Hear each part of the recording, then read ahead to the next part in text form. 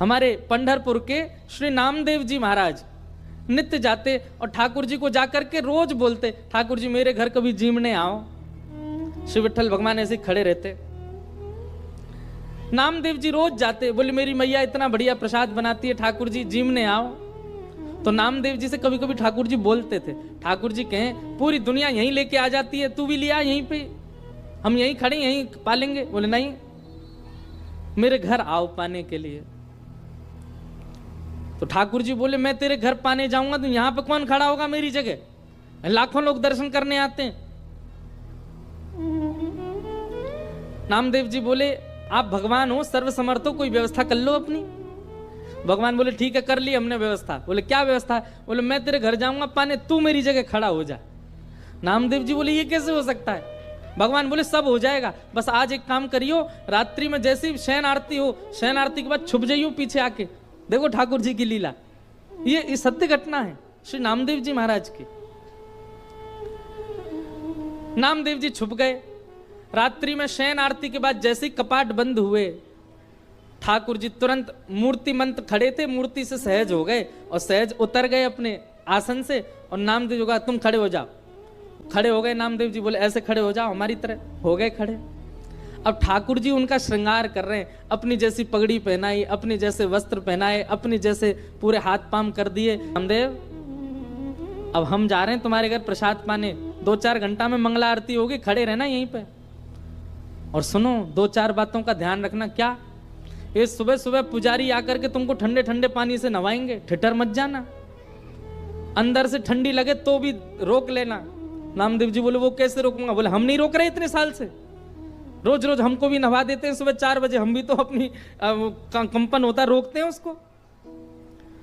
और सुनो फिर दूध से नवाएंगे तुमको, उसके बाद शहद डालेंगे तुम्हारे ऊपर।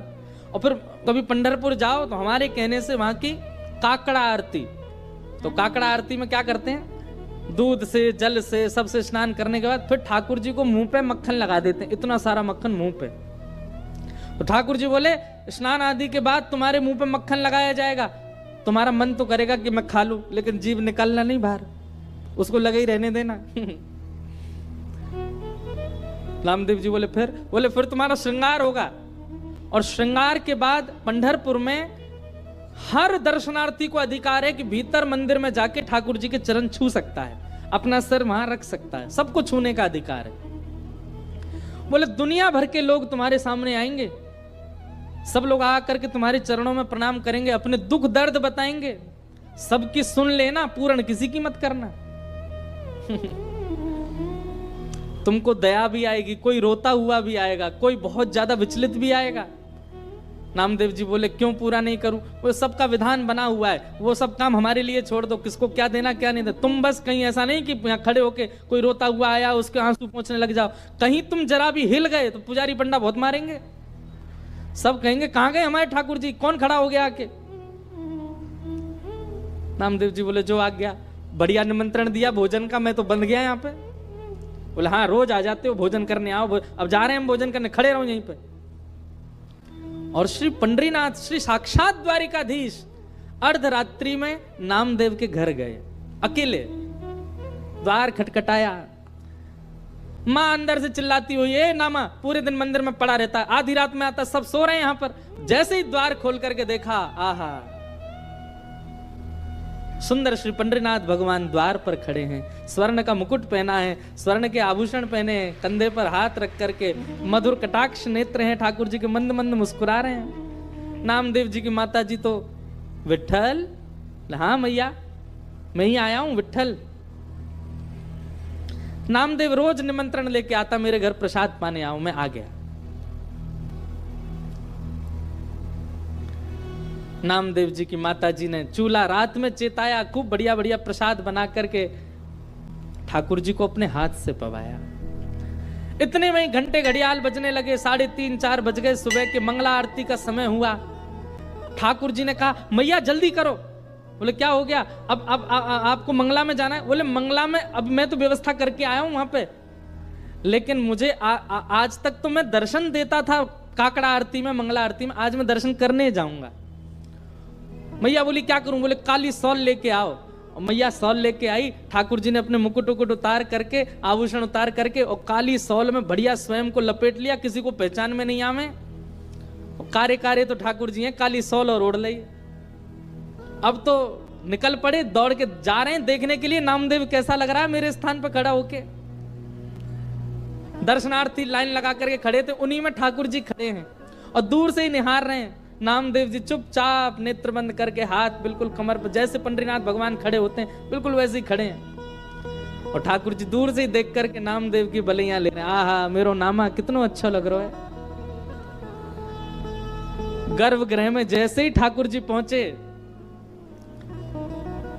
ठाकुर जी के आते ही नामदेव जी को पता चल गया कि ठाकुर जी आए हैं। सो नामदेव जी मन में सोचे सब प्रणाम कर रहे हैं कि ठाकुर जी प्रणाम नहीं कर रहे मुझको, मैं कैसे रोक पाऊंगा, ठाकुर जी प्रणाम कर रहे हैं। ठाकुर जी गए, नामदेव जी को देखा, नामदेव जी को देख करके जैसे ही नीचे सर झुकाया, नामदेव जी के नेत्रों से आंसू गिरने लगे। नाथ ये कैसी लीला कर रहे हो आप।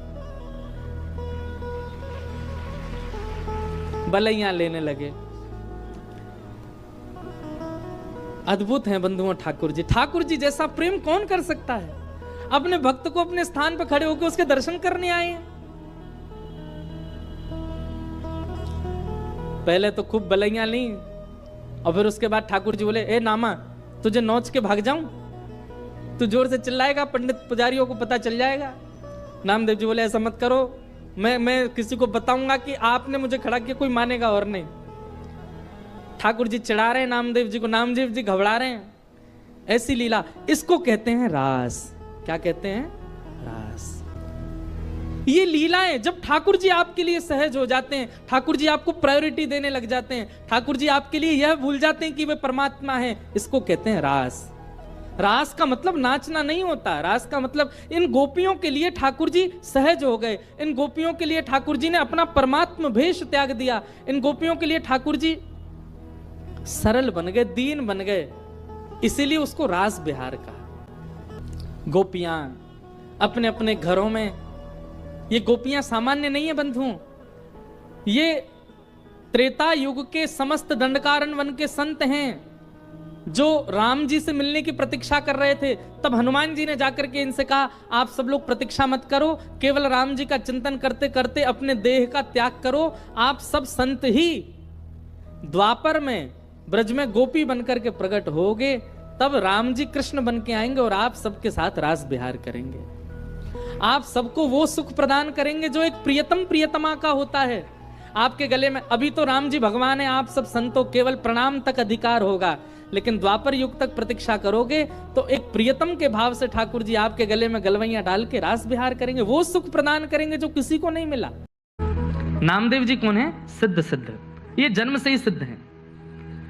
बचपन से ही भक्ति में इतनी रुचि, इनके नाना जी सेवा करते थे ठाकुर जी की, तो ये बाहर खड़े खड़े सोचते मुझे कब सेवा मिलेगी। एक दिन नाना जी से बोले मुझे भी सेवा, बोले तू अभी बालक है, अभी नहीं, थोड़ा बड़ा हो जा। थोड़े बड़े हो गए, बोले अब तो दीजिए। बोले अभी मैं हूं, जब तक मैं हूं तब तक मुझे करने दो, कभी मेरा कहीं आना जाना होगा तो ठाकुर जी की सेवा तुम कर लेना। अब तो वो हर दिन अपने नाना जी से पूछें, आप कब जाओगे, आप जाओगे कब? नाना जी कोई काम नहीं है आपको, कहीं दूर चले जाओ, थोड़े पुण्य आदि हुआ कहीं मैं सेवा करूं ठाकुर जी की। एक दिन ऐसी योजना बनी, ठाकुर जी को ही इच्छा हो गई कि नामदेव जी मेरी सेवा करें। ये इतना व्याकुल होकर के मुझे देखते हैं, तो इनके नाना जी बड़े बड़े कार्यों को भी ठुकरा देते थे कि सेवा नहीं छोड़ूंगा, लेकिन आज एक ऐसा कार्य आया कि इनको जाना ही पड़ा, और तीर्थ के ओर जाना था, तो कुछ समय महीने लगा के आना था। बोले नामा, बोले जी नाना जी, बोले अब तेरा समय आ गया, अब मैं जा रहा हूं तीर्थ में, तू कर सेवा। ओहो, नामदेव जी तो नाचने लगे, बोले ऐसे सजाऊंगा, ऐसे श्रृंगार करूंगा, ऐसे भोग लगाऊंगा, अब तो मैं सेवा करूंगा, अब तो मैं इनके संग आनंद करूंगा। वामदेव जी चले गए, नामदेव जी सेवा में आए। ठाकुर जी की कुछ विधि सेवा की नाना जी बता के गए थे, बिना भोग लगाए पाना नहीं। ठाकुर जी के आगे भोग पधराया, भोग पधरा करके नामदेव जी बैठ गए, बोले पाओ। ठाकुर जी चुपचाप खड़े हैं, थोड़ी देर हो गई, बोले आप पा क्यों नहीं रहे, कुछ भोग में प्रसाद में कमी है, पा लीजिए नाथ। आप नहीं पाएंगे तो मैं भी नहीं पाऊंगा। एक दिन नहीं पाया, 2 दिन नहीं पाया, तीसरा दिन आ गया। यहाँ छोटे से नामदेव जी भी भूखे प्यासे बेचारे, जब तक ठाकुर जी नहीं पाए मैं कैसे पाऊं। तीसरा दिन जब आया, ठाकुर जी ने आज भी जब भोग नहीं पाया, तो श्री नामदेव जी ने एक छुरी उठा ली और अपने गले पर रख ली। बोले आपको नाना जी की बहुत आदत लग गई है, उन्हीं के हाथ का पाते हो, उन्हीं के हाथ से राजी रहते हो। मैं क्या कमी कर रहा हूं, मैं इतने भाव से तो सेवा करता हूं, मेरे हाथ से क्यों नहीं पा रहे? आज भी अगर आपने नहीं पाया, मुझे ऐसा लग रहा है मेरी भक्ति शून्य हो रही है, आप नहीं पा रहे हैं। तो आपने नहीं पाया तो मैं अपने प्राण त्याग दूंगा। इतने में ही ठाकुर जी प्रकट हो गए, हाथ पकड़ लिया। अरे नामा, मैं ऐसे ही थोड़ी आ जाता हूं, तपस्या करनी पड़ती, कुछ दिन प्रतीक्षा करनी। तू 3 दिन में ही तू छुरी लेके बैठ गया। कुछ दिन तो प्रतीक्षा करनी थी, कुछ दिन तपस्या कर, प्रतीक्षा कर, फिर आऊंगा। नामदेव जी ने हाथ पकड़, अब आ गए हो तो क्यों जा रहे हो? अब पी जाओ, खा जाओ इसको। ठाकुर जी बोले बहुत सरल है, बहुत सहज है। बंधुओं, या तो भयंकर तपस्वी नाम जापक आदि कुछ बन जाए तो भगवत कृपा, या अत्यंत सरल सहज बन जाए, इतना सीधा, इतना भोला भौंदू बन जाए तो ठाकुर जी की कृपा होती है। बैठ गए। नामदेव जी सुंदर सुंदर पकवान देते हैं, ठाकुर जी प्रेम से पाते हैं। अब तो इतने प्रसन्न हो गए नामदेव जी कि रोज ठाकुर जी आते हैं।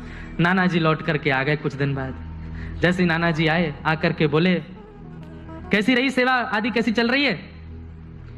आप ही जाके पूछ लो, भीतर जाके आप ही देख लीजिए। तुम्हारा जैसे वामदेव जी ने प्रवेश किया तो ठाकुर जी अलग ही चमक रहे थे, और मंदिर का वातावरण, आभा, प्रभा, सुगंधी सब कुछ से लगने लगा कि ठाकुर जी सेवा तो हुई है। नामदेव जी को हृदय से लगाया, बहुत प्रसन्न हूं। अब आज से सेवा नाना जी करने लगे। सामने भोग प्रसाद रख दिया, नामदेव जी खड़े खड़े देख रहे थे। अब वो तो थोड़ी देर भोग रख के पर्दा करके उठा लिया। बोले ये क्या कर रहे हो आप? वामदेव जी बोले भोग लगाए बेटा। भोग कहाँ लगा, इसमें तो सारी सामग्री रखी है, कुछ खाया तो है नहीं ठाकुर जी ने।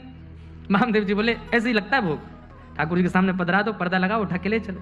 बोले मेरे से तो ऐसे नहीं होता था, मैं तो थाली की जितनी सामग्री धरता था सब पाते थे ठाकुर जी, सब पाते थे। बोले हाँ, अच्छा तो ये ले थाली, पवा के दिखा। सामने रख दिया। नामदेव जी बोले जय जय, आ जाओ, जैसे हर दिन आते थे वैसे आ जाओ, जल्दी आ जाओ। ठाकुर जी नहीं आए। 2-3 बार पुकारा, नहीं आए ठाकुर जी। तो नामदेव जी को पता था तरीका, फिर से छुरी लेके आए, और छुरी ला करके जैसे ही यहां से वामदेव जी परेशान हुए, ए नामा क्या कर। इतने में तो ठाकुर जी का हाथ प्रकट हुआ, फिर पकड़ा। बोले तूने बढ़िया तरीका ढूंढा, बार बार छुरी रख लेता गले पे। हाँ, आप लोग नहीं करना जैसा है ना। ये सुनकर के करने वाली बात नहीं थी ना, उन्होंने सुना थोड़ी था कहीं से, वो तो जिद थी उनकी अपने आप ही। ठाकुर जी बोले नामा, तुझे मैंने बोला था ना, इतनी जल्दी प्रकट नहीं कराया कर मुझे, थोड़ी तो तपस्या, थोड़ा तो धैर्य किया कर। मुझे कितना कुछ छोड़ के आना पड़ता है, पूरा ब्रह्मांड का भार मेरे सिर पर है, सब कुछ देखना होता है, तू समझता ही नहीं है। बोले अच्छा ठीक है, नाना जी को दर्शन दो। नाना जी तो वैसे ही भाव विभोर खड़े बैठे सामने, इतना जीवन निकल गया, कभी ठाकुर जी नहीं देखे। बारे नामा, तेने 3 दिन, इतने दिन की सेवा में ठाकुर जी प्रकट कर दिए। ऐसे श्री नामदेव जी महाराज हमारे ठाकुर जी तो आने को तैयार बैठे हैं, ठाकुर जी तो प्रकट होने को आज भी बैठे हैं। आपके प्रस्तुतिकरण में कहीं कमी है, आपकी सेवा में कहीं कमी है।